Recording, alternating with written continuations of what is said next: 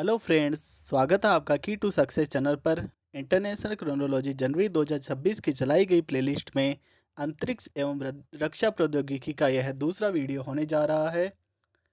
INSV Kaundinya प्राचीन समुद्री विरासत का पुनर्जन्म। भारतीय नौसेना का प्राचीन सिलाई विधि से निर्मित पोत INSV कौंडिन्य 29 दिसंबर 2025 को अपनी पहली ऐतिहासिक यात्रा पर रवाना हुआ। यह पोत प्राचीन भारतीय स्वदेशी ज्ञान और सहस्त्राब्दियों पुराने समुद्री व्यापारिक मार्गों को पुनर्जीवित करने का एक अनूठा प्रयास है। महत्वपूर्ण बिंदु: यात्रा मार्ग। यह पोत गुजरात के पोरबंदर से ओमान, मस्कट और फिर वहां से इंडोनेशिया की राजधानी बाली तक की यात्रा करेगा। उद्देश्य: प्राचीन समुद्री मार्गों का प्रतीकात्मक पुनर्मूल्यांकन करना और हिंद महासागर के देशों के साथ भारत के ऐतिहासिक संबंधों को रेखांकित करना। अद्वितीय निर्माण: इसे मास्टर शिप राइट बाबू शंकरन के मार्गदर्शन से बनाया गया है। इसमें लकड़ी के तख्तों को जोड़ने के लिए कीलों के बजाय नारियल के रेशे की रस्सी से सिलाई की गई है और प्राकृतिक राल से सील किया गया है। सहयोग: यह परियोजना संस्कृति मंत्रालय, भारतीय नौसेना और होडी इनोवेशंस के बीच एक त्रिपक्षीय समझौते का परिणाम है। नामकरण: इसका नाम पौराणिक नाविक कौंडिन्य के नाम पर रखा गया है, जिन्होंने प्राचीन काल में भारत से दक्षिण पूर्व एशिया तक की सफल समुद्री यात्रा की थी। स्वदेशी के 4 बैलिस्टिक मिसाइल का सफल परीक्षण। भारत ने 23 दिसंबर 2025 को विशाखापत्तनम तट के पास बंगाल की खाड़ी में K4 पनडुब्बी से प्रक्षेपित बैलिस्टिक मिसाइल का सफल परीक्षण किया।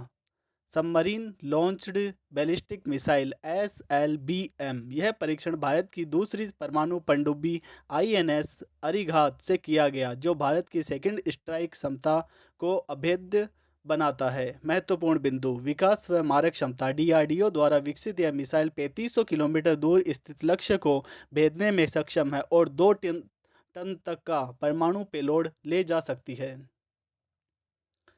कोल्ड लॉन्च तकनीक: इसे समुद्र के अंदर से कोल्ड लॉन्च तरीके से दागा जाता है, जिसमें मिसाइल को पहले दबाव की मदद से पानी के ऊपर आती है और फिर उसका इंजन हवा में स्टार्ट होता है। तकनीकी विवरण: यह 12 मीटर लंबी और 17 टन वजनी मिसाइल है, जो ठोस ईंधन प्रणाली के 2 चरणों पर आधारित है।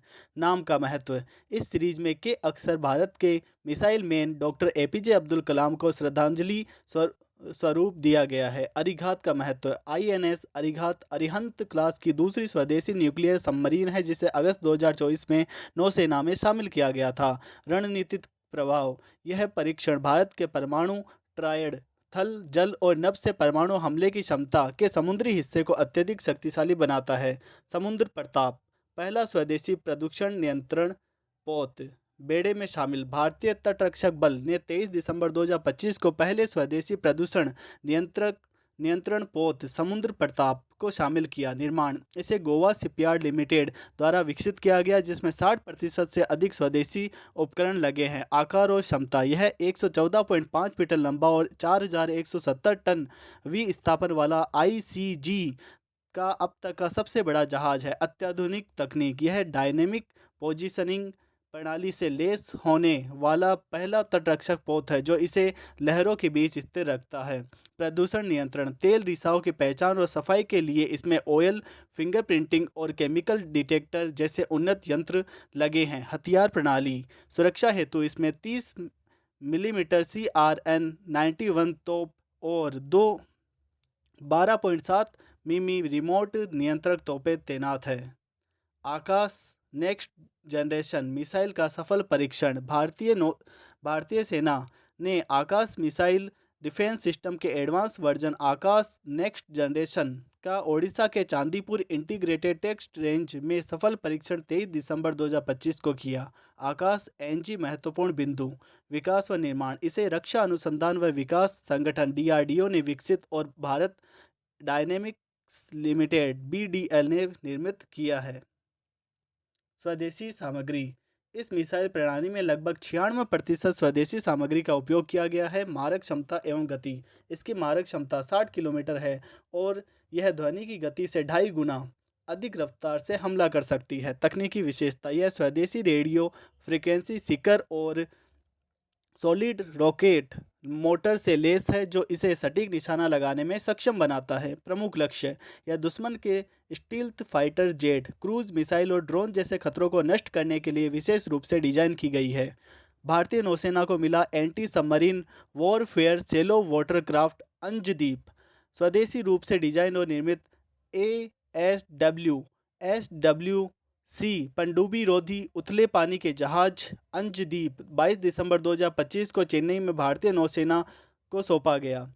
निर्माण व श्रृंखला: यह garden reach ship builders and engineers Kolkata द्वारा निर्मित किए जा रहे 8 एस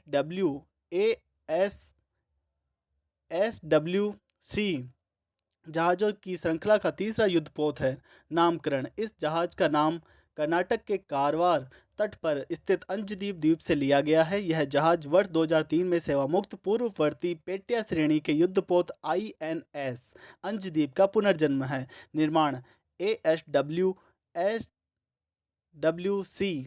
जहाज़ों को GRSE और L&T शिपयार्ड कट्टुपल्ली के सार्वजनिक निजी भागीदारी के तहत इंडियन रजिस्टर ऑफ शिपिंग के वर्गीकरण नियमों के अनुसार डिजाइन और निर्मित किया गया है। इसमें 80% से अधिक स्वदेशी सामग्री का उपयोग किया गया है। आकार व आयुध: लगभग 77 मीटर लंबा यह जहाज भारतीय नौसेना का सबसे बड़ा वाटर जेट संचालित युद्धपोत है। यह अत्याधुनिक हल्के टोरपीडो, पनडुब्बी रोधी रॉकेट और उथले पानी के सोनार से सुसज्जित है। INS सिंधु घोष सेवा मुक्त: भारतीय नौसेना की मारक क्षमता का आधार रही पनडुब्बी INS सिंधु घोष को 40 वर्षों की शानदार सेवा के बाद 19 दिसंबर 2025 को मुंबई में सेवा मुक्त कर दिया गया। यह सिंधु घोष श्रेणी की पहली पनडुब्बी थी जिसने 4 दशकों तक देश की समुद्री सीमाओं की रक्षा की। मुख्य विवरण: सेवा काल 30 अप्रैल 1986 कमीशन से 19 दिसंबर 2025 तक। नेतृत्व: इसकी प्रथम कमान KC वर्गीज ने और अंतिम कमान लेफ्टिनेंट कमांडर रजत शर्मा ने संभाली। श्रेणी व निर्माण: यह रूस तत्कालीन सोवियत संघ निर्मित किलो क्लास की पनडुब्बी थी। तैनाती: यह पश्चिमी नौसेना कमान के अंतर्गत मुंबई में तैनात थी।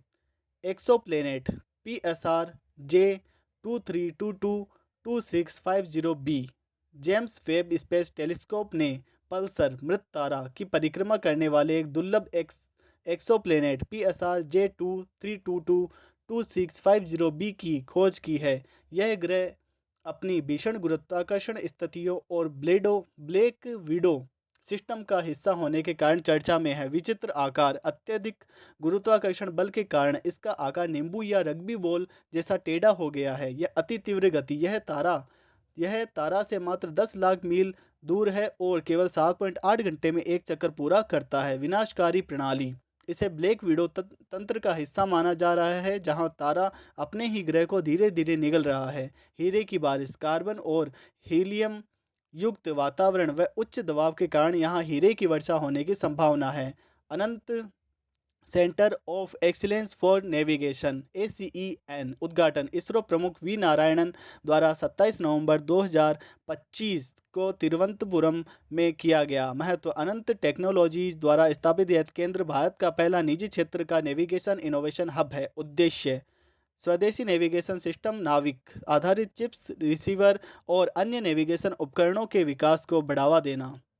करंट अफेयर्स का मंथली रिव्यू वन लाइनर: रूस चीन के संयुक्त लूनर रिसर्च स्टेशन को बिजली देने और लंबे समय तक मिशन संभव बनाने के उद्देश्य से रूस की अंतरिक्ष एजेंसी रोस्कोसमोस ने किस वर्ष तक चांद पर पावर प्लांट बनाने की योजना घोषित की है? वर्ष 2036 तक।